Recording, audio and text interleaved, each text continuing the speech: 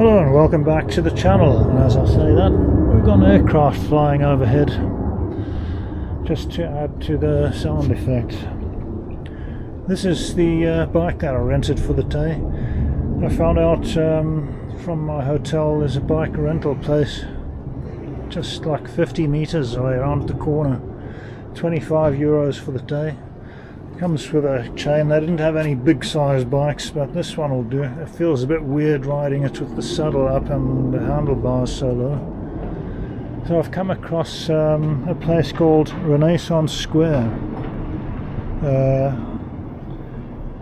Plaza del Cavalieri, and that's where I am at the moment. A Renaissance Square with a statue of the first Grand Duke of Tuscany. So, just going to take a quick walk around. I don't think I need to lock the bike up because there's not too many people where I've parked it. Yeah, they say you can get towed if you park here. So we'll see if they tow my bike away. So yeah, some interesting looking buildings, beautiful architecture. I love that about Italy. So that is the statue of the Duke.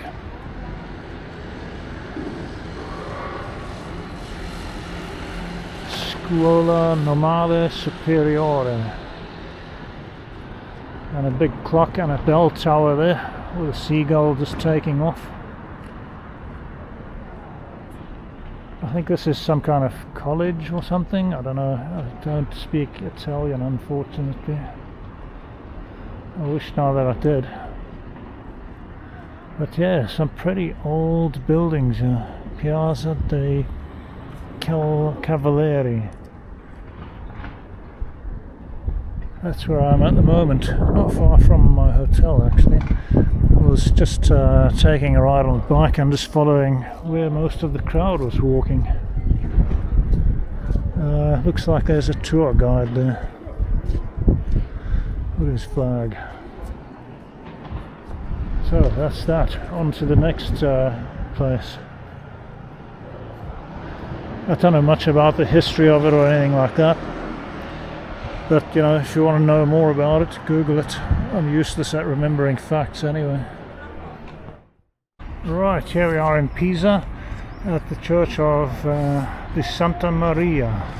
Apparently they had a thorn of Christ's crown in this church and it was renamed or something like that. But anyway, you can Google the details. I'm useless at remembering history and stuff. Failed history in school for that reason. Battery on my camera decided it was going to feed the mains in the hotel room, so it started charging down instead of up. So I've had to use the battery pack while I'm on the move to put some power into the camera. Weird. So yeah, beautiful church. Look at all the architecture on this. I love the gargoyles. They're howling dogs howling at the moon. So let's check it out from the other side. I'm going to go inside just now and show you what that's like as well. A lot of traffic along this road.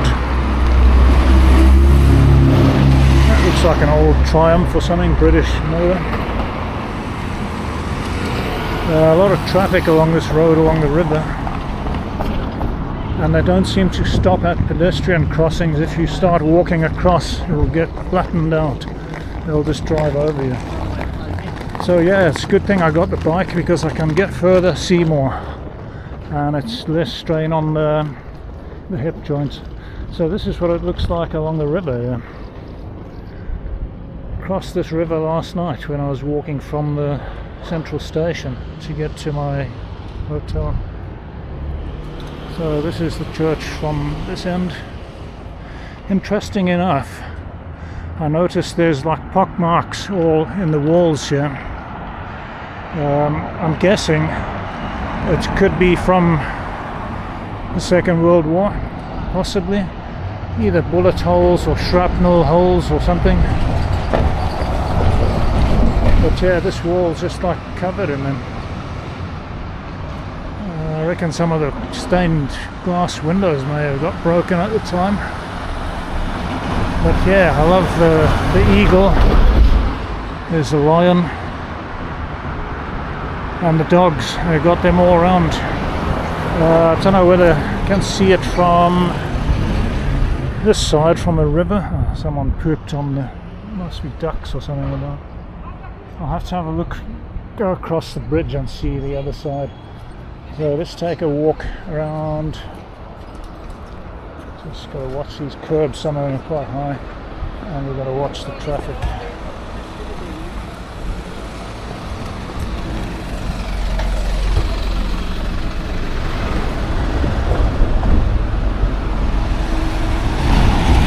Yeah, it's one place that I spotted on Google Maps. It's got solid wooden doors on it as well. I noticed there's like a bullet hole and stuff and a chip mark on that tower as well there. What looks like a bullet hole, I don't know. I'm no expert on such things. It's all the wear and tear of the building. I think it's been here for hundreds of years. Let's check it out from this side, then we'll go inside and have a look. There was a tour, a guy with a flag there. They're doing tours around the area. See if I can get across this road once more without getting flattened out. See what I mean? The vehicles do not stop for you here. I don't know what the rule is in Italy, but they will just drive over you, I reckon. Check it out, this is the front of the church. Like I say, beautiful architecture, old buildings in this town. There's plenty to see apart from the tower. We'll get to that at some point.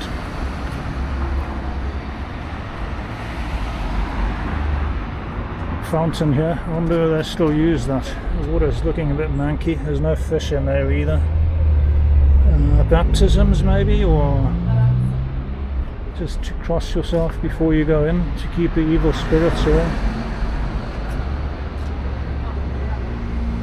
So the church changed its name after the donation of a thorn from Christ's crown in 1333. The 14th century architecture and carvings were probably the work of Lupo de Franco and his workshop. In front is a Madonna and child, and above statues from Andrea Pisano's workshop. The interior is a single nave with status attributed to Andrea and Nino Pisano. The tabernacle once held the thorn relic. The building was built nearer the river but was moved to a safer place, where it now stands. In 1871 to 1875, so it took them 4 years to move this building away from the river. Obviously it was in danger of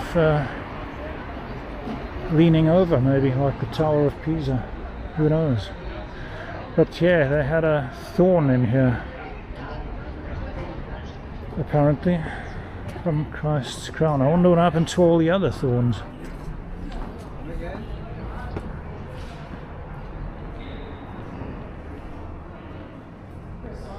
They got some artwork in here as well. Some really unique stuff.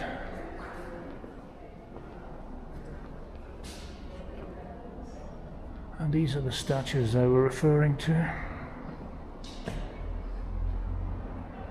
The mother and child.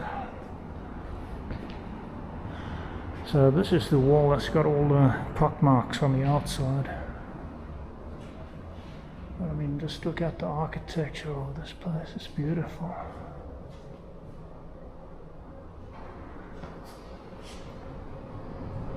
Only in Italy you come across things like this. I mean, look at that roof, all made out of timber.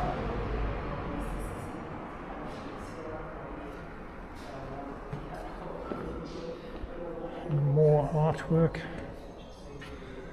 A ship with an eye and a big head inside it. I wonder where the guy's body is. I wonder whether he's walking along the ocean bottom with his feet. So the ships used to have eyeballs. That's interesting. Excuse me. Christ floating on the water. I'm guessing that's the crown of thorns.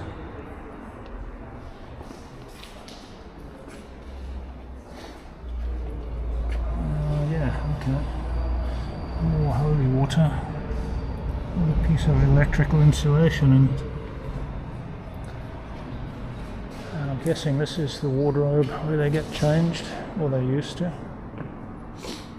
Or the confessional box, maybe. It's a big one. Must be at least 10 feet tall.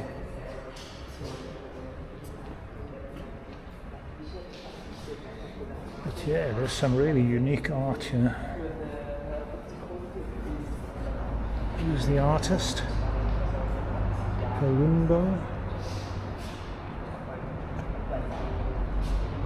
Or Palumbo or something like that. I don't know, the signature looks slightly different on all. So yeah, that's the inside of the Santa de Maria church. And all the artwork, and check out the windows. It's like they made them out of the bottom of bottles or something. Something similar. But yeah, look at the solid wooden doors on this place.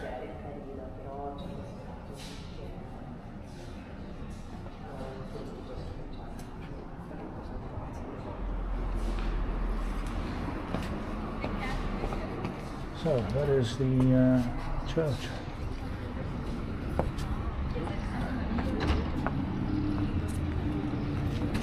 The Santa Maria.